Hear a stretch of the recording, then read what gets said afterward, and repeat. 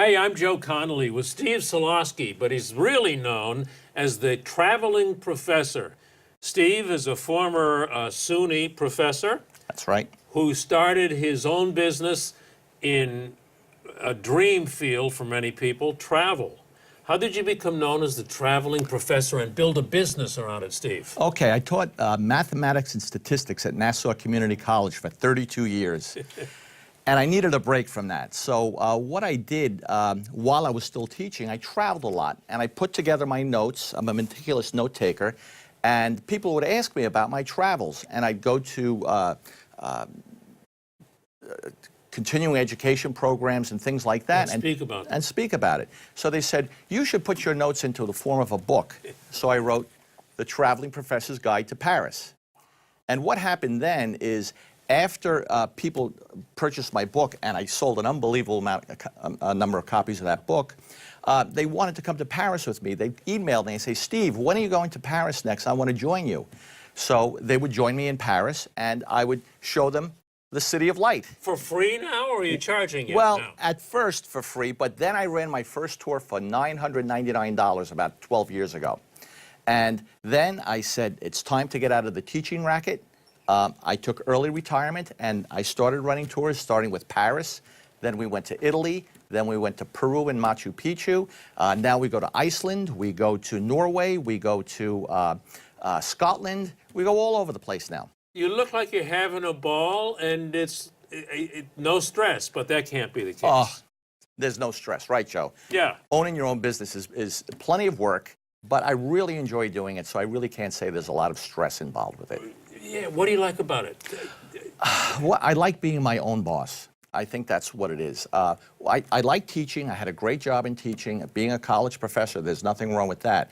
But what I really wanted to do is I really wanted to put the skills that my life skills and my professional skills and my academic skills to work in a business. I have a business degree.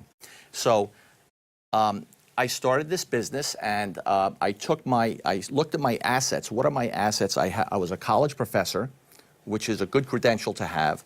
I have a business degree. I know how to lead groups of people. So I put all that together, and I started these tours, and it's worked out very, very well. That's brilliant. That's a biographical business plan. Yeah. And you were still teaching when you did this and put these pieces together and said, wait a minute, I got a business here. Well, I could only run 2 or 3 tours a year while I was teaching. I would do it during my breaks. But now it was going so well, I decided it was time to leave the teaching profession and get into this full time, which is what I'm doing now. And how many times had you been to Paris, for instance, before you charged for your first tour? Oh, probably 25 times. A lot of times. Yeah. So every time we go to a new city, we have to do the research. So I go, we visit the cities, we put together the tours, then we offer them to our clients. Now, how do you market? How do you get, what do you call them, guests, customers, clients? Clients, travelers. How do you get travelers? Okay, so my main entry point is through my website. But travel is a very personal business. So once we make a contact through the website, I either call or meet with the clients. And once we have a client, we have that client for 6, 7, sometimes 8 trips. It's very, very important. So we make this a very personal business, and I think that's why we've been successful. So you invest time in them because they are going to be a repeat for 6 or 7 or 8 times. If you go on one of our trips, you'll see 70 to 80% of the people on our trips are return travelers. So does this limit the growth of your business? I mean, it must. You can't clone yourself, but maybe you don't care too much. I think I'm very happy with what I'm doing. Last year, we ran 14 trips. That's a lot of trips to do. It's a lot of time being on the road. I mean, this year so far, I've been to Iceland 3 times. I've been to Paris twice. We just got back from the Normandy invasion beaches. I've been to Scotland, and I've been to Peru and Machu Picchu. But it's a tough schedule. You smile as you say that. Well, I'm happy You're not too. like a business traveler going through O'Hare with a frown on his face. Well, it's you shined when you said that. It's hard, and there's no better vacation for me than sleeping in my own bed. I can tell you that. It's hard work. I enjoy it, but when I get home and we take the summers off, I really enjoy myself with the time off too. So now you're in your down season. Yes. Why? Because don't compete when everyone else is competing in the summertime. That's a good idea, actually. Take the summer off. You know, I really don't want to travel in the summer myself either. It's crowded, it's expensive, it's a real hassle. I like to travel off-season in the spring or in the fall, and even in the winter now, you get much better value, there's a lot less crowds, and it's more fun. Do you do aggressive marketing now, or you don't have to? Well, I don't know what you mean by aggressive marketing. Well, you're buying Google AdWords. No, we don't do too much of that. We take a personal approach. We'll do trade shows. I like to appear on media. Radio's been very, very good for me. And we meet people. We meet people all over the place. We'll be on trips and we'll meet other people. And they see what we're doing, and they want to come on trips with us.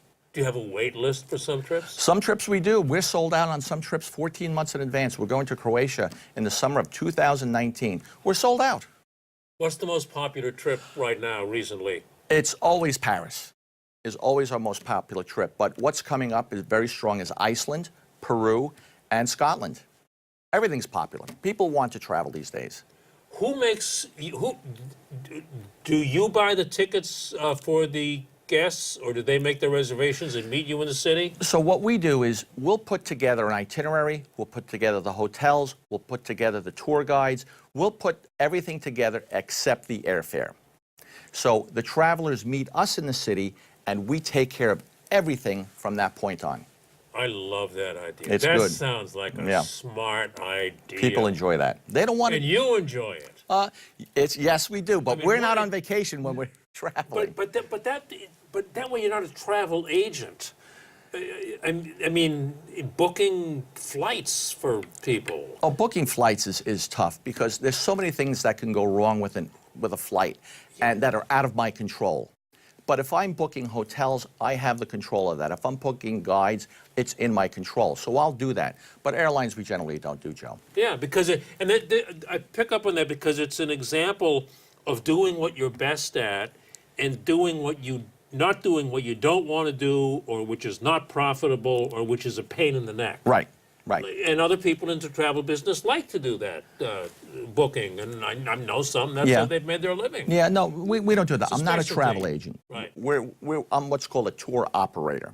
So we run the tours instead of booking individual tickets or for individuals. We'll do it for a group of 10 to 14 people. That's small. That's small, yes. Where do you go with the business from here, next 3, 4, 5 years? I think we're going to continue it. I'm in my 60s now. I think I'm going to continue it for another 2 or 3 years, the way it is now. And then I'll reassess from them. But I think we're going to slow down a little bit and maybe only do, instead of 14 trips a year, we'll cut down to 8 or 9. And we have such a loyal client base, it won't be any problem in finding people to travel with us. They trust us so much, and they'll go anywhere we recommend, which is really nice now. And can you sell this business someday?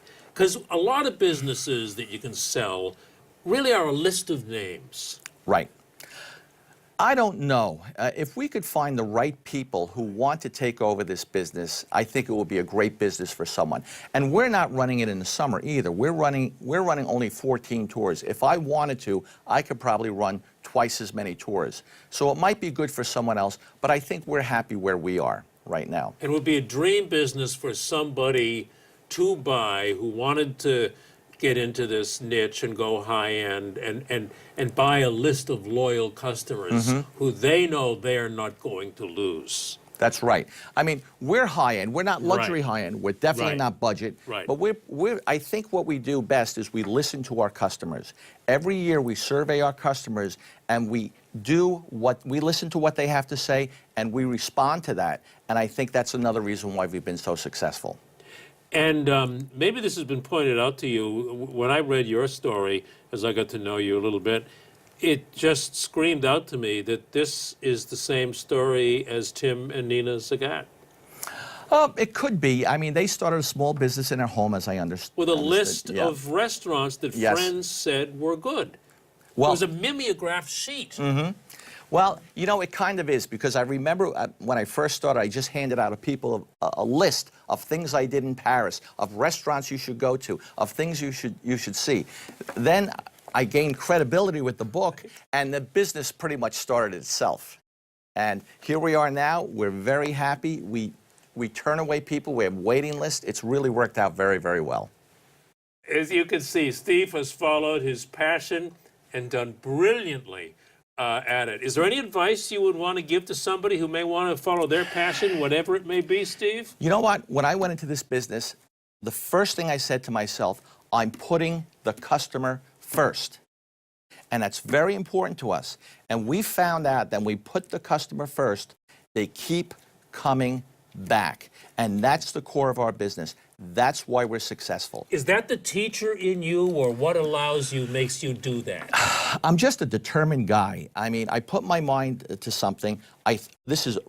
My business is very, very well thought out. Everything we do is for a reason. And that's the model we wanted to do. Put the customer first. We listen to our customers and we respond to our customers. And I think that's why we've been successful. See, I've heard a lot of people say that. Everybody says put the customer first. Very few put their hand on the table like they mean it. I mean, Well, I mean it, yes. Yeah, I can see that. Yes.